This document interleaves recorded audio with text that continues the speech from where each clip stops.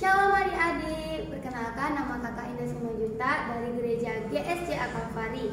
Di sini kakak akan bercerita tentang kenangan si Bopeng.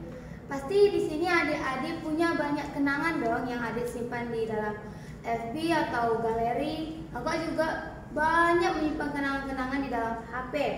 Nah, di sini kakak akan bercerita tentang Eli Wijaya.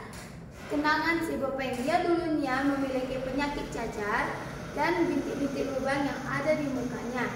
Nah, kita akan mulai ya. Kenangan si Bopeng. Ada seorang gadis yang bernama Eli Wijaya.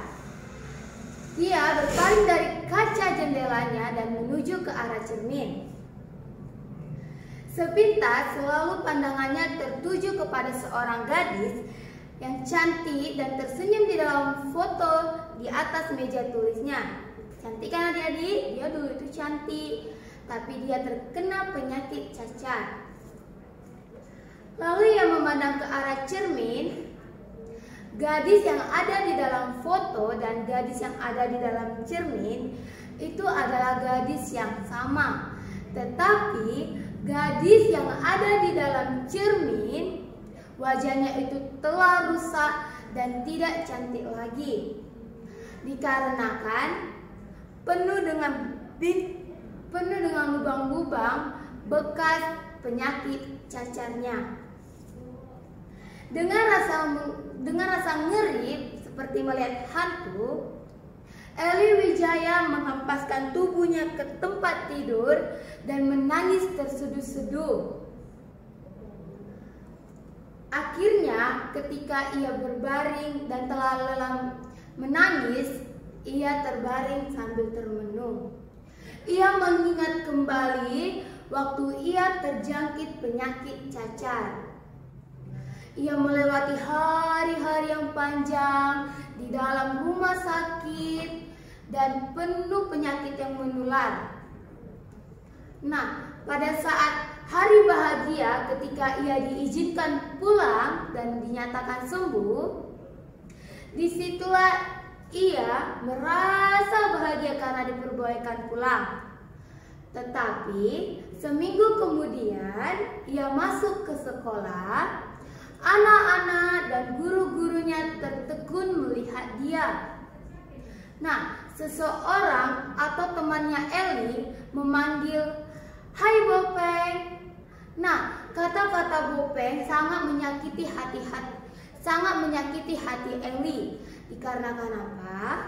Karena itu adalah kalimat ejekan atau mencemooh. Sebenarnya itu temannya bukan untuk berniat buruk untuk Eli, melainkan itu adalah nama panggilan untuk teman-teman tanpa alasan. Nah, karena Eli sangat sakit hati karena dibilang Bopeng, dia menangis dan berkata, "Tuhan, kenapa hanya aku di dunia ini yang terkena penyakit cacar? Kenapa hanya aku yang terkena cacar ini di kota yang sangat kecil ini? Kenapa tidak ada seorang pun yang terkena selain aku?" kata Eli Wijaya. Lalu di dalam tidurnya Eli, ia mengingat kembali bahwa ia telah mendengar tentang Tuhan Yesus yang mau mati dan berkorban untuk menyelamatkan dosa-dosanya. Ia berbaring dan mengatakan, "Tuhan, andai saja Engkau panggil, dan aku mungkin saja sudah tinggal bersamamu, karena Engkaulah adalah juru selamatku," bisiknya kepada Tuhan Yesus. Lalu Eli terbangun karena ada seorang laki-lakinya mengetuk pintu untuk memanggil Eli. "Eli, Eli, apakah kamu udah siap?" Eli menjawab, "Siap." "Iya, siap. Kenapa kamu belum siap? Konser Paskah sebentar lagi akan dimulai." Eli menjawab, "Aku tidak pergi." Johnny berteriak dan masuk ke dalam kamar. "Tidak pergi? Mengapa? Apa maksudmu kamu tidak mau pergi?" kata Johnny. "Kau kau tidak ingin melihat aku bermain? Kata Johnny. Lalu Ellie menjawab, John, aku tak dapat pergi. Sungguh aku tak dapat pergi. Lalu Johnny menjawab, kau harus pergi. Aku takkan bisa bermain satu not pun jika engkau tidak hadir. Bisa-bisa aku salah memencet kunci. Harusnya aku memencet kunci putih, melainkan kunci hitam. Lalu Ellie menjawab, John, apa sih yang gak aku lakukan buat kamu? Semuanya aku lakukan kecuali hal ini. Aku tidak dapat pergi, John. Lalu datang Ellie lagi mengatakan, lagi pula semua orang akan hadir untuk melihat kamu bermain, John. Lalu Johnny menjawab, memang mereka akan hadir, tapi aku menginginkan engkau, Ellie, untuk datang melihat aku bermain, kata Johnny. Lalu Ellie menjawab, kamu tidak mengerti perasaanku, John. Datang lagi Johnny menjawab, aku memang tidak mengerti perasaanmu, Ellie, tetapi Tuhan pasti mengerti perasaanmu. Jadi kamu harus pergi ke konser Paskah karena aku akan bermainkannya. Lalu Johnny mengatakan lagi, Tuhan Yesus mengatakan begitu buruk rupanya dan semaraknya pun tidak ada, Tuhan akan tetap mau bersamanya. Sejam kemudian Ellie sudah berdiri di gedung. Dia menatap semua orang tergesa-gesa untuk mencari tempat duduk yang terbaik. Sedangkan Ellie, dia masuk duduk barisan paling belakang. Lalu seorang teman Ellie memanggil dia, hai Bopeng, ini adalah malam terbaik buat adikmu. Nah, adik-adik, di sini kakak ingin menjelaskan bahwa begitu buruknya rupa kita, Tuhan gak memandang apapun, ya. Jadi sini Ellie duduk di paling belakang.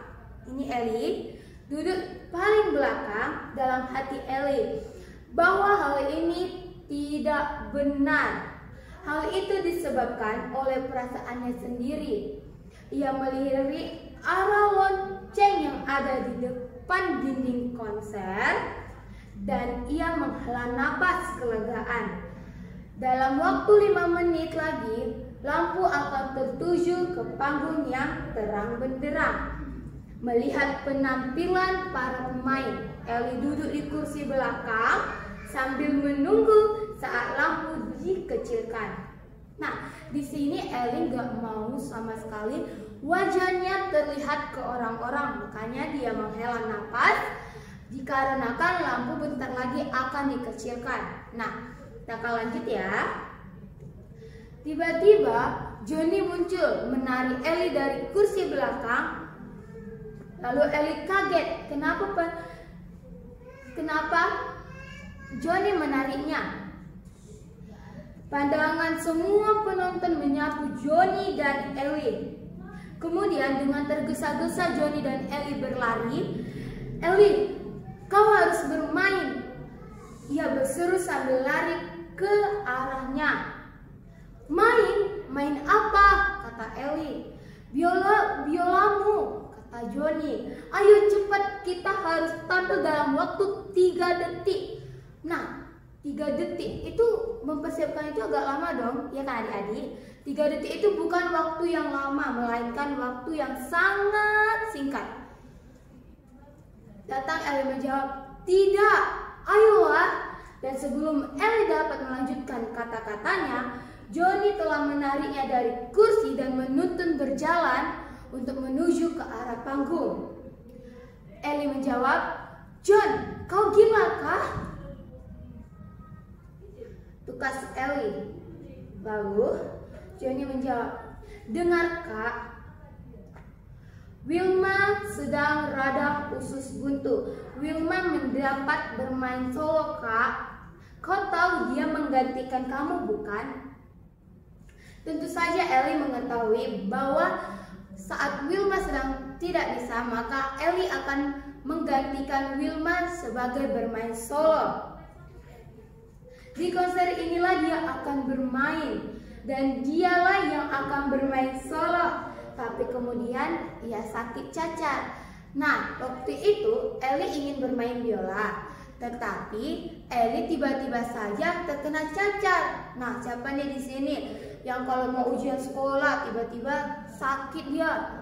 Nah, begitu adik-adik. Jadi tiba-tiba kita itu langsung ujian susulan minggu depannya karena kita tidak selesai ujian, ya kan? Nah, ataupun banyak masalah lah pokoknya gitu. Terus Johnny berteriak. Ketika Johnny mendorong masuk ke pintu samping di sebelah panggung, "Aku tak dapat bermain," kata Ellie. "Kau harus bermain, Kak. Kaulah satu-satunya orang yang tahu semua lagu yang akan dimainkan pada malam ini," kata Johnny. "Tapi mukaku," kata Ellie. Ellie takut mukanya akan dilihat semua orang karena berlubang-lubang bentuk cacat. "Lupakan dirimu kali ini, Kak," kata Johnny sambil marah. Ellie mengatakan, "Tapi biolaku bagaimana? Ini biola milik Wilma." Johnny mendorong biola itu kepada Ellie seperti menyerahkannya adik-adik. Setelah itu Ellie datang temannya Ellie. "Ellie, kamu baik sekali mau menolong kami mengatasi keadaan yang terjepit ini. Cepatlah selaraskan biolamu. Layar segera akan dibuka." Tahu-tahu Ellie sudah didorong ke depan, tempat duduknya paling depan. Ellie pun panik dan ketakutan mencekam hatinya. Hampir saja ia menangis saat itu mendengar adiknya yang berkata, "Ingatlah Yesus."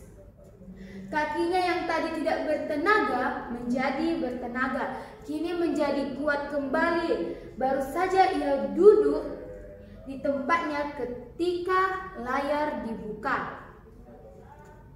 Ia harus memusatkan pikirannya kepada musik. Nih adik-adik, dia mau bermain musik. Dia harus memusatkan pikirannya ke arah musik. Karena apa? Kalau pikiran kita ke yang lain-lain, maka permainan kita pun akan rusak dan akan mengganggu semua pemain-pemainnya, ya adik-adik. Lalu 3 nomor orkes telah berlalu. Pemimpin menjelaskan dan bahwa Ellie bersedia menggantinya. Pada detik-detik terakhir sebelum acara akan dimulai, wajah Ellie mengingat lagi. Wajahku. Ellie semakin teringat dengan wajahnya. Aku tidak bisa berdiri seperti ini," kata Ellie. Ketakutan dan kedinginan menguasainya. Jari-jarinya sudah sangat dingin seperti di kutub es. Lalu terlintas lagi kata-kata Johnny di dalam pikiran Ellie. Seperti, "Ingatlah Yesus." Begitu buruk rupanya, bukan seperti manusia lagi. Ia tak tampan dan semaraknya tidak ada lagi. Ellie berbisik memberanikan dirinya. Tuhan Yesus mengerti dirinya. Ellie mulai bermain dan ia bermain jauh lebih baik dari sebelumnya adik-adik. Ia tak dapat melihat orang-orang yang ada di sekelilingnya. Meskipun orang-orang yang ada di depannya itu matanya pada tertuju kepadanya. Jadi dia itu bagi dia itu orang-orang tidak ada di depannya. Dia menutup mata sambil bermain biolanya. Jadi dia bermain biola itu dengan baik, lebih baik dari yang dia latih-latih itu adik-adik. Acara telah selesai, penduduk kota itu berkerumun mengelilinginya. "Ellie, permainanmu tadi sangat bagus." Mereka memberi semangat kepada Ellie. Dia bukan lagi seorang gadis yang rusak mukanya.